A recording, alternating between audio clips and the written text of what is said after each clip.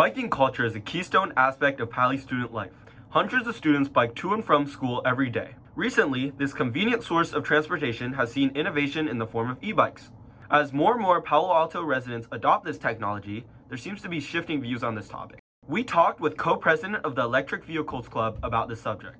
Hello, I'm Liam. I'm a sophomore, and I'm the co-founder of the Pali EV Club. Currently, we help people build their own electric bikes. So we provide the tools and the knowledge to help people build e-bikes without wasting a bunch of money. Building an e-bike can be a lot cheaper. So most people in our club built their e-bike for around $300 to $400. And if you're planning on buying an e-bike, it usually costs around $1,000 or more to get a good e-bike. If you build an e-bike, then you could have much further range. For example, my current e-bike, if I pedal, I can get upwards of 100 miles of range. Electric vehicles are definitely on the rise. Most scooters nowadays are electric scooters, and I've seen a lot more electric bikes as well. And same with cars. I've seen way more electric cars nowadays.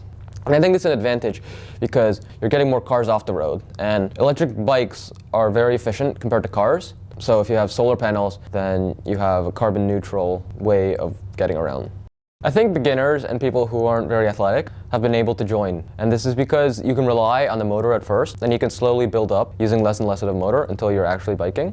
And it can also help people get out in nature without having to use a car.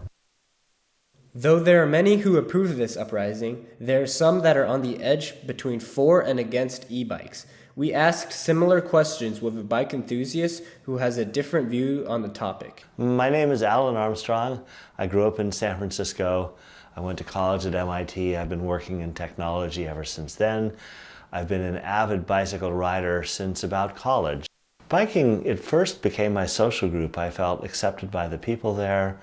I felt I'd found my place. I was never a good athlete as a kid because I wasn't coordinated, but I love the outdoors, and bicycling also brings you the opportunity to have great achievements, to go over a big hill, to see scenery, and there's a lot of cultural aspect to it.